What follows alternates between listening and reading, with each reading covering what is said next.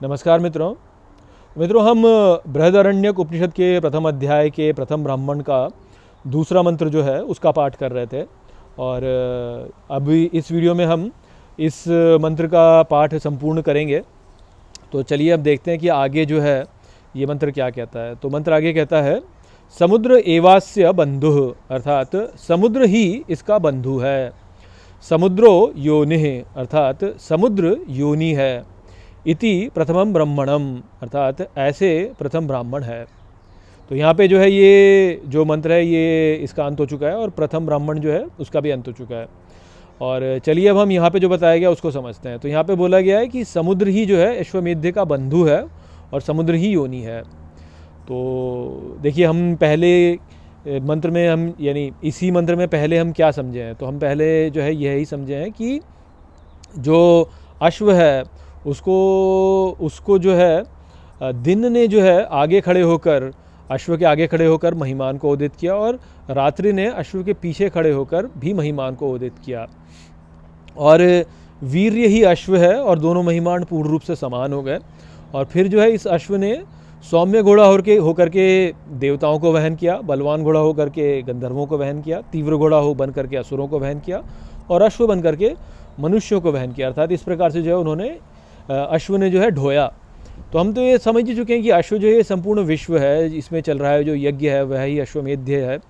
और ये जो विश्व है ये हमारे द्वारा ही निर्मित होता है, हम ही से उदित होता है।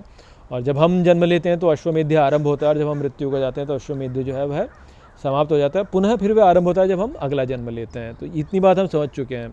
और हम ये भी समझ चुके हैं कि जो यहाँ पे दिन वाला महिमान है वह परमात्मा है और जो रात्रि वाला महिमान है वह जीवात्मा है। परमात्मा जो है वह प्रकाश है, जीवात्मा जो है वह अंधकार है। परमात्मा जो है वह सूर्य है, जीवात्मा जो है वह रात्रि है। परमात्मा जो है वह तप है, जीवात्मा जो है वह छाया है। और योनि जो है उसको समुद्र बताया। और हमने ये समझा था कि समुद्र जो है वह कोई ये वाला समुद्र नहीं है जो हम संसार में देखते हैं। समुद्र से यहाँ पे अर्थ है कि जो आत्मा का निचला स्तर है जहाँ पर कि सब समान है, जो कि परमात्मा वाला स्तर है, उसमें ही जो है जब ऊपर उठती है लहर, तो वो जो लहर ऊपर उठती है तो वह जीवात्मा का उदय है उसमें। और जीवात्मा का उदय होता है और मृत्यु पश्चात जीवात्मा ही जो है वह नीचे बैठ जाता है।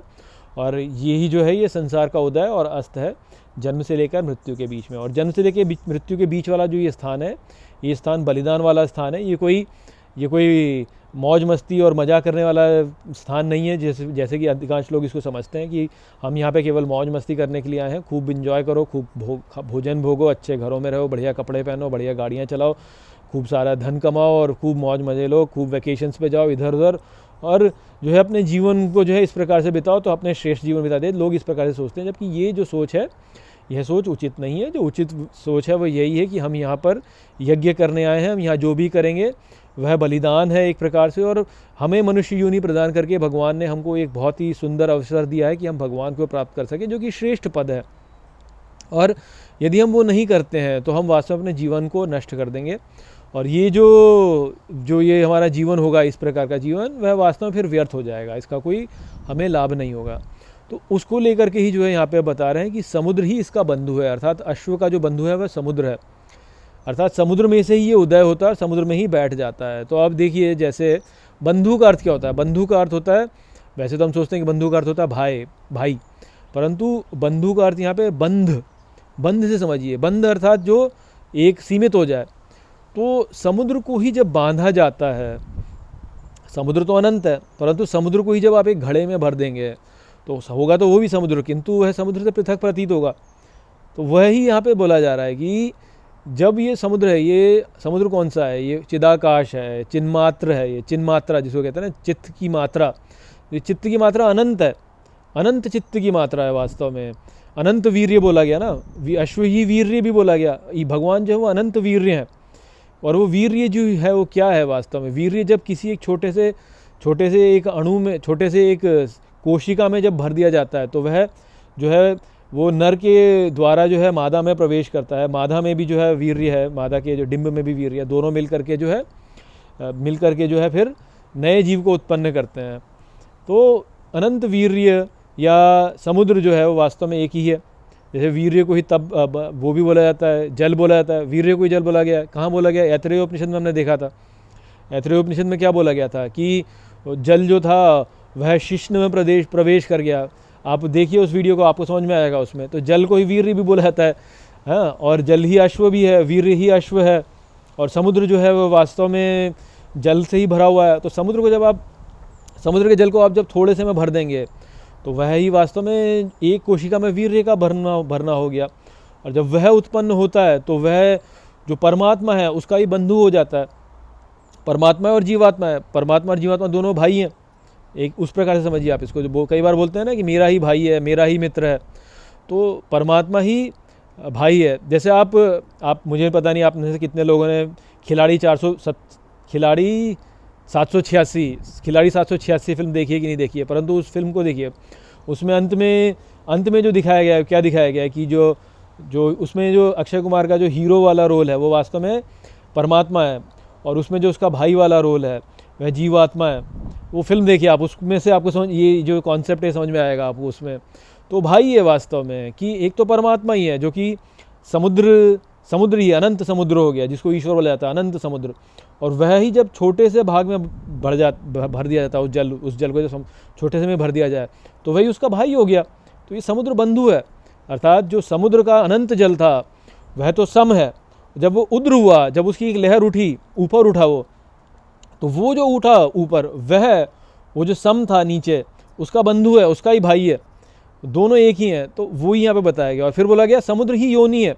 क्यों? क्योंकि उसमें से ही जब वो उठा ऊपर, अनंत में से, अनंत वीर्य में से जब वीर्य, थोड़ा सा वीर्य ऊपर उठा तो वो उसने योनि धारण की ना।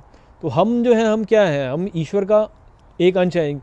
श्री कृष्ण गीता में क्या बोलते हैं? श्री कृष्ण गीता में बोलते हैं कि ईश्वर अंश जीव अविनाशी, चेतन अमल सहज सुख राशि। तो ईश्वर जो है वह तो अनंत वीर्य है, उसका एक अंश जब छोटे से एक वीर्य में आता है तो वह जीव है। और वो जो जीव है वो योनि धारण करता है। वही या तो मनुष्य योनि में आएगा, या वो देवता योनि में आएगा, गंधर्व योनि में आएगा, कोई सी भी योनि में आ सकता है, वो पशु योनि में आ सकता है, राक्षस योनि में आ सकता है। तो वो जो योनि उसने आनंद धारण की, वो कैसे धारण की? योनि धारण करके की। और समुद्र क्या है? समुद्र अर्थात जो आत्मा की क्षमता है उसमें से ऊपर उठना। तो ऊपर उठ कर ही तो योनि धारण करेगा ना। तो यहाँ पे अनंत समुद्र है। अनंत समुद्र जो हमारा नीचे वाला स्तर है वह अनंत है। अनंत आत्मा का जो एक जल वाला स्तर है वो है। उसमें से जब छोटा सा भाग ऊपर उठता है तो वही क्या होता है? अध्यात्म, आत्म, अधि यानी ऊपर उठना, आत्म अर्थात आत्मा में से ऊपर उठना, आत्म, वही अध्यात्म है।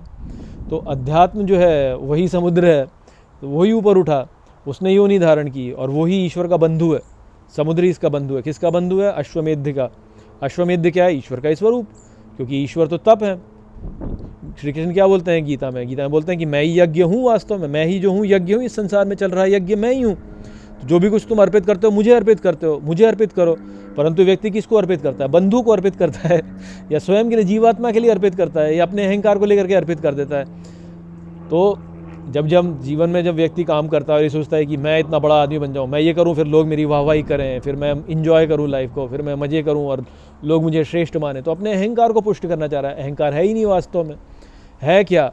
ईश्वर ही है वास्तव में। अहंकार तो है ही नहीं। केवल ईश्वर का छोटा सा अंश जो है वो जीवात्मा है, वो है बस, और वो उठता है और बैठ जाता है। तो व्यक्ति जब अहंकार के लिए कार्य करता है तो कार्य वास्तव में जो है जिसके लिए कर रहा है उसके लिए करता नहीं, उसके लिए कर लेता है जो है ही नहीं वास्तव में। और इस कारण से जो उसका सारा कार्य व्यर्थ हो जाता है, वो नाश हो जाता है। वह ही जो है अंधकार का मार्ग है, रात्रि का मार्ग है। तो वो ना करने के बजाय यदि अपने वास्तविक स्वरूप के लिए कार्य करे तो अश्वमेध जो है उसमें अपनी श्रेष्ठ को प्राप्त करेगा। तो वो वाली बातें जो कि यहाँ बताई गई थी। तो ऐसे ही जो है ये प्रथम ब्राह्मण था। आशा करता हूँ कि मैंने यहाँ पे जो प्रस्तुत विचार है उनको आपको ठीक से समझा दिया होगा। चलिए इसी के साथ इस वीडियो को हम यहीं पे समाप्त करते हैं। नमस्ते।